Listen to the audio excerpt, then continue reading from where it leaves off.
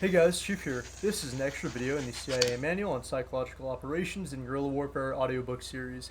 In this video, I am reading out FM 31-2158, Guerrilla Warfare and Special Force Operations. Specifically, Chapter 6, Guerrilla Force Training. General. In the execution of its mission, the Special Forces operational team is concerned with the training activities of the guerrilla force, since the successful operations against modern conventional forces depend upon trained individuals and units of necessity. Training must be decentralized and accomplished in the shortest possible time so as not to delay operations any longer than necessary. The Special Forces commander, working with the key guerrilla personnel, is responsible for developing and implementing a training program as soon as conditions permit. Guerrilla units must be specially trained in the tactics, techniques, and skills peculiar in this type of warfare. Command staff, combat, and service echelons of the guerrilla forces should attain proficiency and flexibility approximating that of the regular military operations. Training should be conducted in areas uncontrolled by or not readily accessible to the enemy. Development of training activity. In planning the program of instruction, the Special Forces commander must remember the problem of guerrilla security and develop a decentralized and flexible system of training. The best method is to train the selected guerrilla personnel to become instructors themselves. These guerrilla instructors are given concentrated courses designed to develop competent cadres, which will, in turn, be assigned the task of training other units within the operational area. By these means, instruction can be given to small, dispersed groups without the risk of enemy discovery inherent in a centralized program. The operational capabilities of the guerrilla on initial contact and the tuna and facilities available will govern the selection of subjects for the initial training program. Guerrilla units must be trained in many subjects to perform effectively as military forces. It must be realized, however, that in many areas of the world, most adult male citizens have received a considerable amount of military training. In those areas, the chief task before the Special Forces team commander will be to teach the guerrillas or potential guerrillas how to use U.S. weapons, demolitions, and equipment. For those persons who have had very little or no military training, a complete training program must be initiated. Subject matter for the guerrilla includes the following, modified as the situation demands or time permits. A. Basic training. Care and use of individual and crew-served weapons, camouflage and concealment, organization and command of forces, security and warning systems, first aid, map reading and the use of the compass, march discipline, supply economy, and physical conditioning. Advanced and specialized training. Intelligence nets and activities. Counterintelligence activities. Tactics and operations. Communications. Demolitions and sabotage techniques. C. Psychological orientation and other subjects as required. Implementation of a training program. The plan for implementation of the training program must include a consideration of A. Selection of a secure training area, B. Selection and scheduling of essential subjects, C. Organization for training of individuals and units, D. Duration of the training phase, E. Preparation and use of the training facilities, F. Administration and supervision of training. Control factors affecting the status of training. In order to maintain control of his unit, the Special Forces team leader must periodically consider the following to obtain maximum results. A. Effectiveness of security forces. B. Organization and buildup of guerrilla forces. C. Size of the training area and the extent of the facilities. D. Establishment of additional training areas. E. Expansion of the area of guerrilla influence. F. Supervision of training. G. Status of weapons and equipment. H. Live raids, ambushes, and operations as training vehicles. Okay, so that was something. Just start out, I never thought I would come back to this series. I thought it would be done. I would get 0 reviews on all the videos, and I just have it for myself. But about 30 people have watched since I've started it, so that's pretty cool. Just to reiterate how this works, Chapter 6, Guerrilla Force Training, General, Development of Training Activity, Considerations for Development of Training Program, Implementation of Training Program, Control Factors Affecting Status of Training, and that's it. As well, really quickly, I do want to read out Chapter 7, Large-Scale Raids. The theater commander may determine, or the guerrillas may find it necessary, to attack well-guarded installations in order to damage the enemy's war potential. Attacks to the form of a large-scale raid may be launched to destroy or reduce the minimum effectiveness such installations as airfields, maritime bases, industrial establishments, coal and mineral mines, oil fields, oil and gasoline storage facilities, supply storage facilities, repair shops, radio and radar installations, guided missile installations, railroad centers and marshalling yards, depots, electrical power stations, telephone and telegraph stations and installations, artillery positions, and military headquarters. The primary objective of such attacks is the destruction of or damage to the installation itself. Personnel losses inflicted on the enemy are incidental to the accomplishment of the mission. Attack plans should seek to minimize guerrilla casualties. Every consideration should be given to the possibility of achieving success by means of interdiction or firepower, avoiding direct attacks by guerrillas. Whenever practicable, such attacks are accompanied by actions against the lines of communications serving the installation, such as roads, railroads, power transmission lines, fuel and water lines, and telephone and telegraph lines. Damage to the lines of communications should be inflicted at isolated points where repair crews and equipment are susceptible to ambushes and other harassment. If unfavorable conditions arise during the approach or after the attack has been launched, which would cause excessive losses, the attack should be postponed, forces reorganized, and new plans prepared. I'm not going to read out the rest of that chapter there.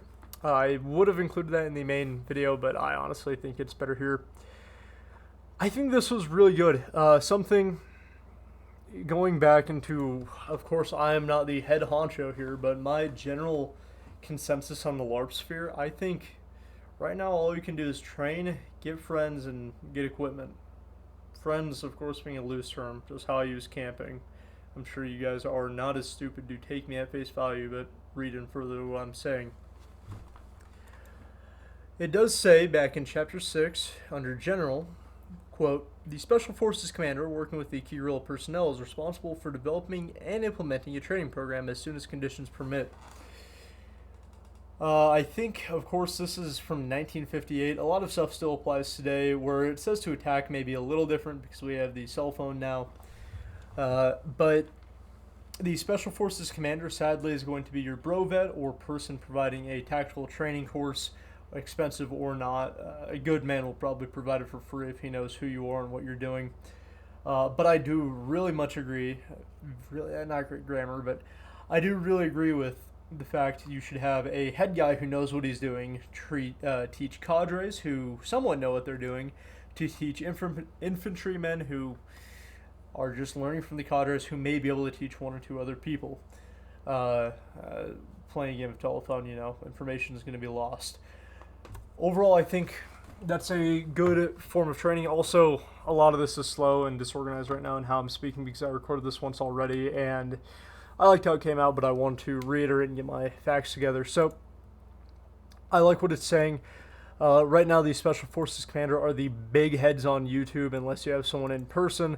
Big heads being people like, say, for example, Security Guy 42, Brent 0331, maybe folks like Meyer Flyer and Cytoxel. Hi, guys, but to be honest, I mean, that is a lot of optics and flashy stuff where there is genuine hardcore information in these other channels. You can learn a lot anywhere, though. So you are going to have the personal responsibility to teach others around you, and that's fine. That is your purpose, one of many purposes. Going into the considerations for development of the training program, I agree with what it says for basic training and advanced specialized training. Of course, being care and use of individual and crew-served weapons, camouflage concealment, organization of command forces, security and warning systems, first aid, map reading, march discipline, supply economy, physical conditioning for basic training, and going slowly into that, care and use of individual and crew-served weapons. To be honest, what is the probability that we get crew-served weapons? Assuming this is a hardcore kinetic war, which, again, this is all theory, for what some people may consider a doomsday, end of days, prepper scenario, whatever. I'm not encouraging anyone goes out, breaks the law, condoning violence. I don't think that's good, of course, for YouTube. Don't kick me off here. This is just theory and talking. But in your scenario, whatever's playing out in your mind that you think is realistic, will the ROE permit that crew-served weapons are used? I mean, maybe if there are large-scale riots and protests, but a lot of you are going to be in the mountains. Are they going to be able to get these big SWAT vans up there or big, like, APCs? Genuinely speaking, they might be able to. How efficient will they be if you're miles in? I mean, are they going to be able to drive through? Maybe. So, train with, I would say, prioritize the manual of arms for the weapon you have before you, hopefully being an AR-15, because I know there are people near me that do not know how to clean or take down an AR. That's really disappointing. I try teaching them, I truly do. But it's not difficult, and I agree that it should be your first thing in basic training, care and use, and in that, marksmanship as well. Second, camouflage and concealment. Of course, if you guys need references, I mean, consult if you want the Ranger Handbook. There's also actual FMs or TMs, I guess.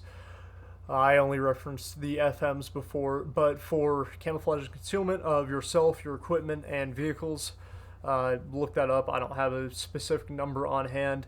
As well, a very basic overview are the 5 S's of camouflage, being shape, size, silhouette, sound, smell, and I probably add an extra one in there.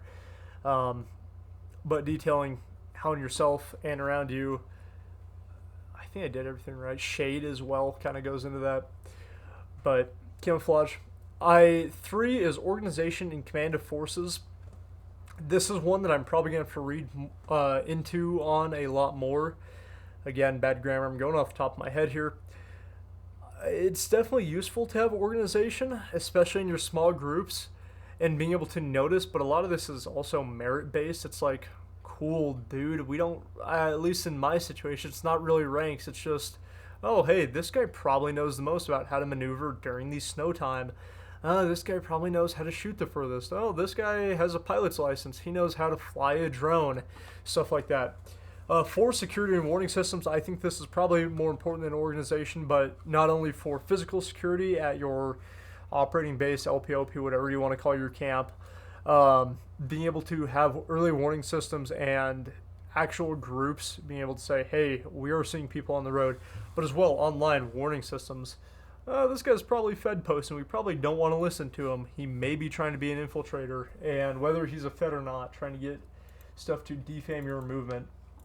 So, next is first aid. I think this is also very vital. Luckily, all of this is under basic training, so we can all agree it's pretty vital. First aid is hard, especially because online a lot of people gatekeep saying, oh, well, I'm a paramedic, so refer to me for everything. I'm not going to teach you anything.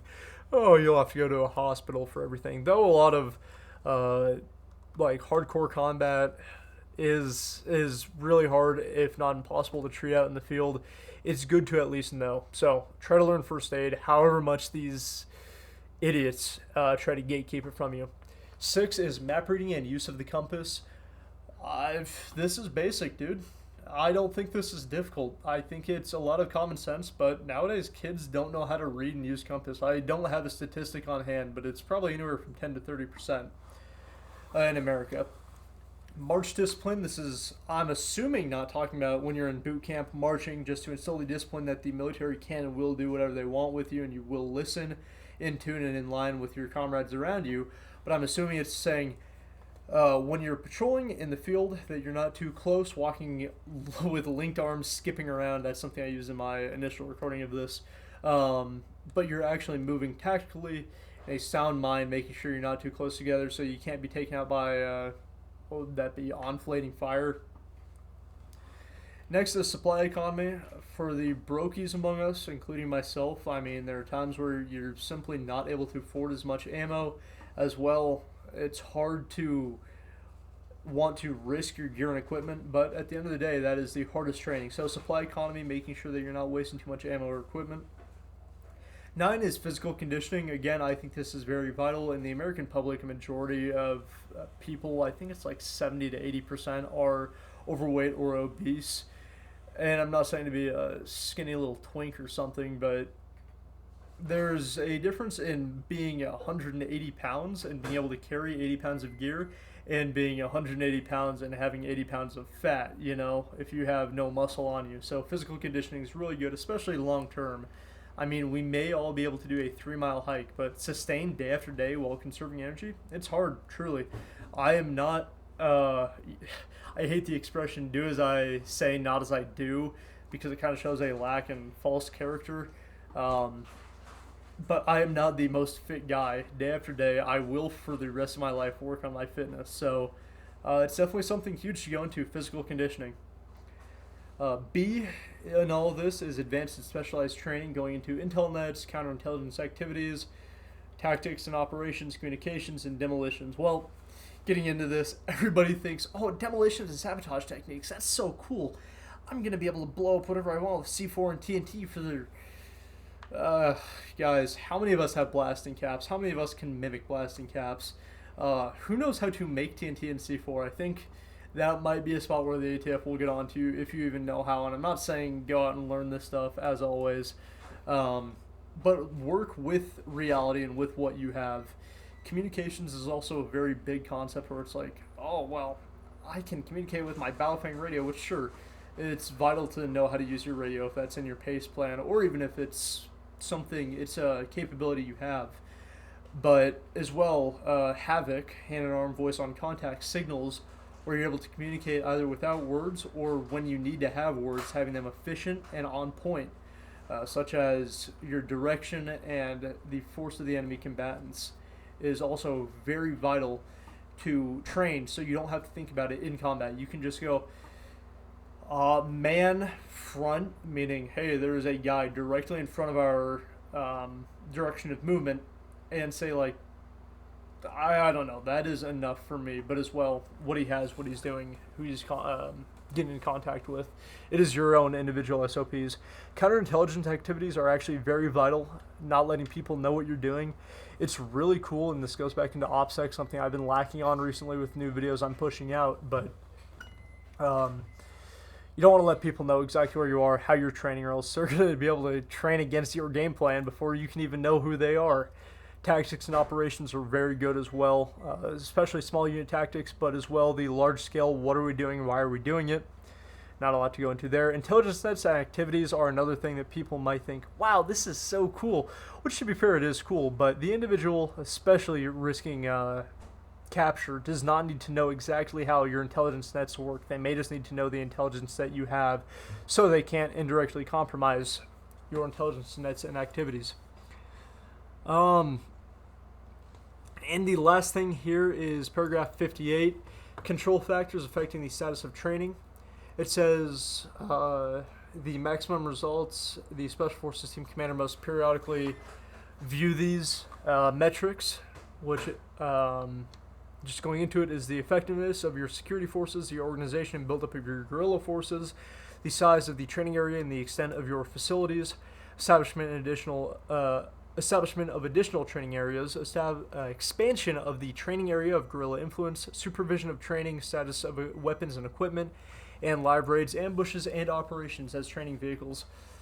A lot of this is lost on us nowadays because we're simply in a different phase in society compared to what they had back then. Just going over the effectiveness of your security forces. I think this is a time said again and again. Effectiveness. Are you effective if you have $1 billion in equipment and yet no time with it? And of course, you are not able to carry and genuinely use it.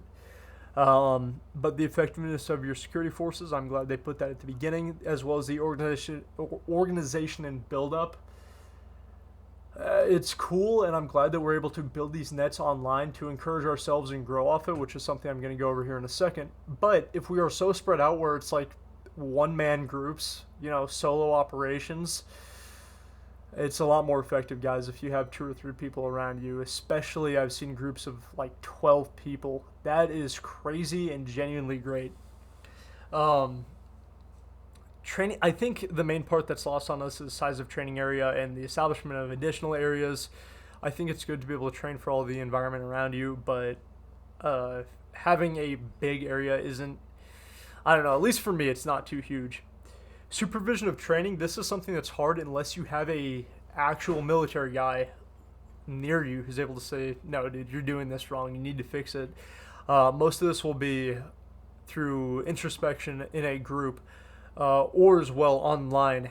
If you post your training footage, take that constructive criticism. I've pointed out in the past when I think it's retarded because these guys don't understand logistics near me, but when people will actually point out, hey man, you can bend over here instead of peeking straight up, or maybe you should have fire while you move, stuff like that. Of course, we went over this before, but status of weapons and equipment.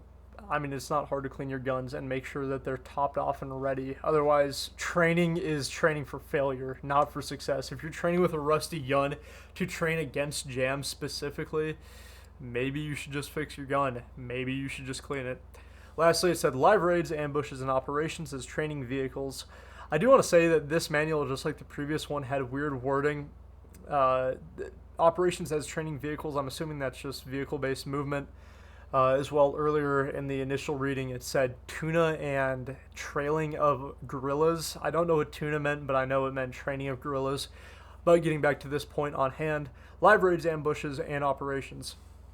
I think live raids, whether it is genuine live fire combat, or practicing either with blanks, airsoft, or bang bang drills, while still treating it as real life,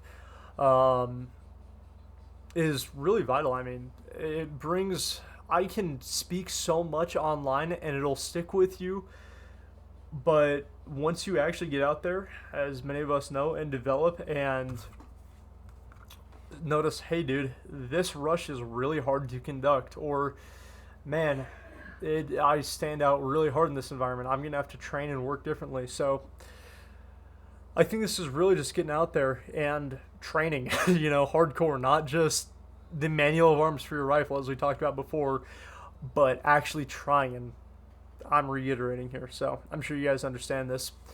And it's what I just said, but get out there, train hard, fight hard. God bless. Thank you guys for watching. If you have anything else to add, I know I rambled for 5 times the duration almost of the actual video here, but there's a reason for that. Just getting it out there. This will most likely, unless I find other great what would you call that, information on guerrilla warfare and as a subject, instead of just if I find other manuals that I like and other segments, I might put them out there, maybe in the form of a YouTube short if they're that slow. But that's about it. Let me know if you guys have anything that you would like to add in the comments, anything that's like really cool, really useful. Appreciate you guys. God bless.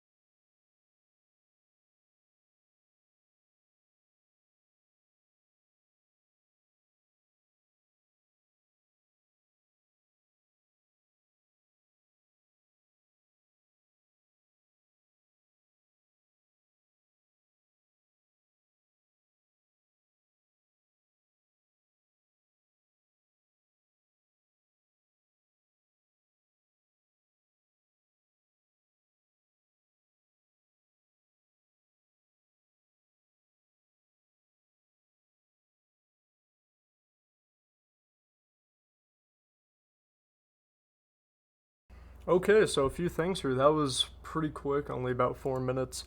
I never really expected to come back to this audiobook, doing all this, but I was reading a bit of FM 3121, especially. I mean, I saw just the title, and guerrilla force training is something that I think is still very vital.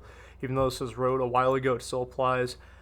General, it references a special forces commander, which modern day, I hate to make this analogy, but it's going to be a bro vet or some guy who served who wants to sell you his training course. If it's a good man, it will be someone who either doesn't sell it to you, sells it at a decent price, or if it's a high price, sells genuine high quality content, not how to clear a room and swap your pistol in 3.5 seconds flat, like we're talking about what it's actually saying. So I'm just going back reading through. We have general development of the training activity, considerations for development of the training program, and underneath that we have what they should be taught. implementation of the training program, control factors affecting the status of training. As well, I will read out in a moment a little bit from later in the book, but I didn't want to include that in the main part here. Just going through though, let me see if anything catches my ideas. I do agree that training must be decentralized, and I really like their, I guess, image or plan that they give you of one great guy or set of great guys training cadres, which train their groups, which in turn can train an individual or two past them. So I think it's a hard to beat system. Seriously, the only way to beat this is to ban all information, and demonize the trainers, so people wouldn't go to them. Just theory there. Let's see. Considerations for training. I think this is actually really, really good, and it's something that I know this series has gotten like 30 views most on its most popular video as of now. But what it goes over with basic training being the care and use of individual and crew-served weapons, camouflage and concealment, organization of command forces, security and warning systems, first aid, map reading, march discipline, supply economy, and physical conditioning. Not only do I think that is a great order, but I think that is very effective, and we all need to know this. Going into it, the care and use of individual and crew-served weapons. Well, let's be honest, guys. We don't have crew-served weapons for the most part. So, care and use manual of arms for your own weapon. Very vital. I know there are many people, sadly, that I've seen where it's like, dude, you don't know how to clean your own gun? You don't know how to take apart an AR? It's 2 pins. Are you kidding me? And then, so that's the most important thing, your manual of arms. Next is camouflage and concealment. I can kind of agree because that's personal survival. And for anybody trying to learn manual of arms, look like a YouTube video on your individual weapon. Camouflage and concealment, 5 S's of camouflage and concealment. Organization and command of forces. I think this is something we need to develop more as a, quote, LARP sphere on YouTube.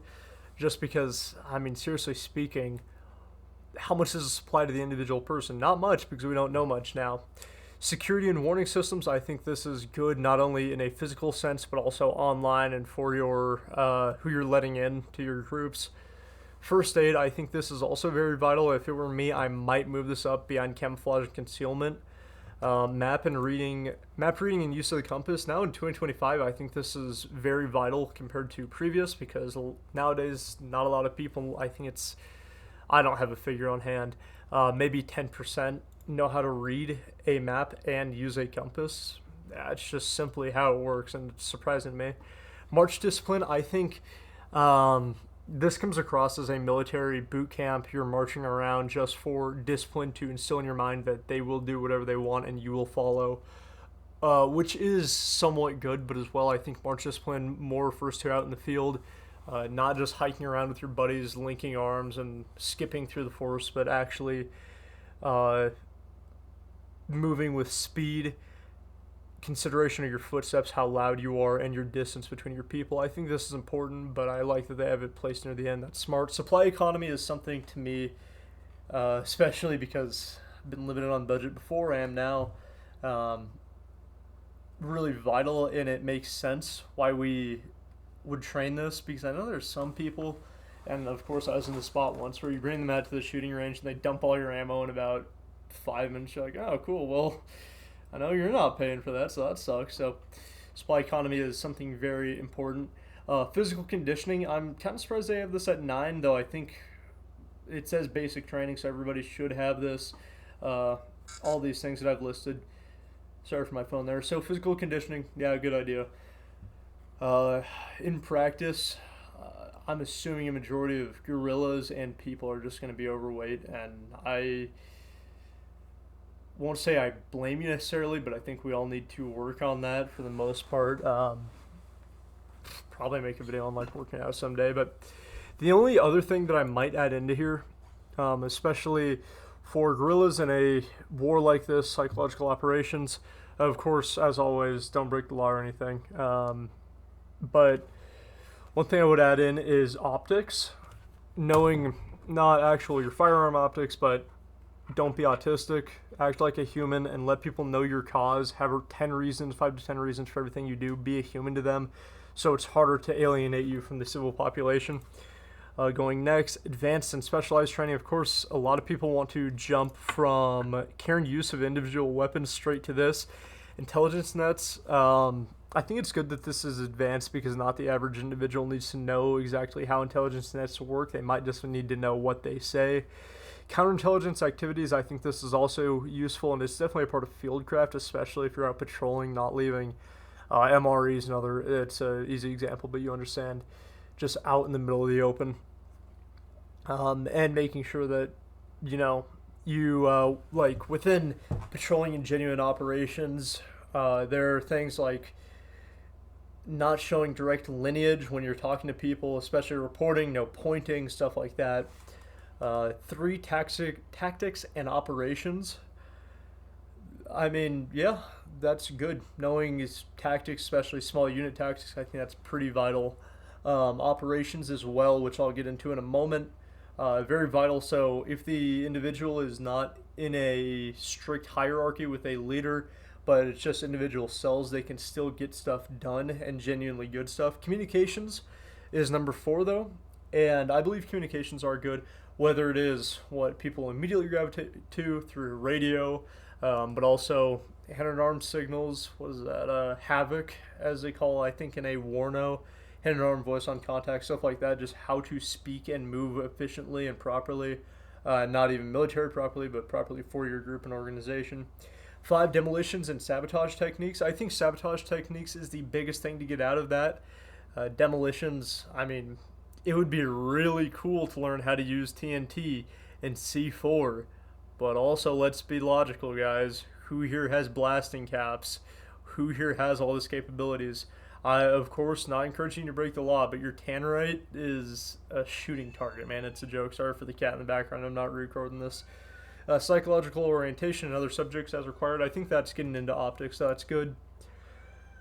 By the way, going over 57 where it talks about the implementation of a training program, I think a lot of this can be small scale where it's not like, oh, we have to find a whole acre, or maybe that's not a good reference, but we have to find a whole forest to ourselves. It could be like, okay, guys, we're going to go out into the desert where we know no cops patrol, or there's no government agencies out there. It's just a plot of land. Or we can go either so far out into the mountains where it's genuinely stupid, impossible, and improbable. We'll set up a 3A camp and do what we need there and then go back to society, whatever.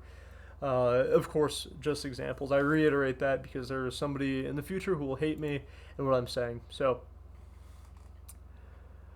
going into the control factors, I mean, a lot of this, A through D, effectiveness through establishment of training areas, additional training areas are pretty straightforward, as well as expansion of the area. I think F, supervision of training, is something that, unless you have a genuine military guy near you or someone who knows what he's doing, can mainly only be done online through criticism of oneself or of those in the same sphere, where it's like, hey, dude, cool stuff, glad you're out there, but you want to reiterate this in your training because you probably did it wrong, at least from my eyes. So, iron sharpens iron, men sharpen men. G, status of weapons and equipment.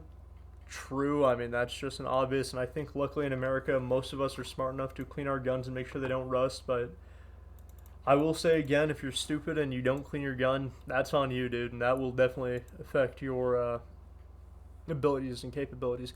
Lastly, it finishes out the factors affecting your status of training with live raids, ambushes, and operations as training vehicles. Oh, that's another thing I want to note. Earlier it said the tuna and tailing of facilities, but I don't know what tuna meant, but it definitely meant training of facilities. Live raids are definitely a... Nice. Give me one moment here, but live raids, ambushes, and operations as training vehicles. I don't know exactly what it means by operations as training vehicles. Most likely just vehicle ambushes and dismounting. Ambushes make sense and are pretty easy to roll out. Live raids, I'm assuming they're not talking about genuine raids, even though they could be. I'm assuming they're talking about like kill houses, stuff like that, where you go in the woods with blanks or airsoft guns or bang bang rules, which even then isn't too live, and you raid a building just as hard as you can and try to live. Though I won't probably be reading it out, the next chapter is exploitation, going general area of concept operations, coordination between guerrilla teams, transfer of control, stuff like that. And then after that, let's see if there's anything. There was one part that I did want to read out. Okay. What would this be? Page 66, paragraph 72. Large scale raids. The theater commander, which would be a large scale leader, may determine, or the leader commander may determine, or the guerrillas may find it necessary to attack well-guarded installations in order to damage the enemy's war potential. Attacks to the form of a large-scale raid may be launched to destroy or reduce minimum effectiveness, such as installations as airfields, maritime bases, industrial establishments, coal and mineral mines, oil fields, supply storage facilities, repair shops, radio and radar installations, guided missile installations, railroad centers and marshalling yards, depots, electrical power stations, telephone and telegraph stations, artillery positions, and military headquarters. A lot. So, slow it down if you want, but there's 15 things. A lot of them military, but some logistics for a war of attrition. So, stuff to think about. I mean, it gives some targets. I'm sure there are a lot more that we can think of, especially that you can think of, not me. Let me see. Okay. It also talks about destroying critical equipment, and I think this is specifically in regards to a train yard, but critical equipment, bridges, as well as harassing fire, so as well as highways. I mean, there are a lot of things, and I'm not saying to cause war and chaos, and I don't think that's too much what this manual is really, what would you call that, wishing for. I'm assuming it's just harassment and destruction of logistics. Remember, for the amelioration of your society, to secure the blessings of liberty for ourselves and our posterity. So, yeah, it's a cool manual. I probably won't read too much more out of it. I've had this exact section on my mind. Figured I could get that out. I've been rambling for way too long, though, 13 minutes. Thank you guys for watching. Got anything else, put it in the comments. As always, train hard, fight hard. God bless.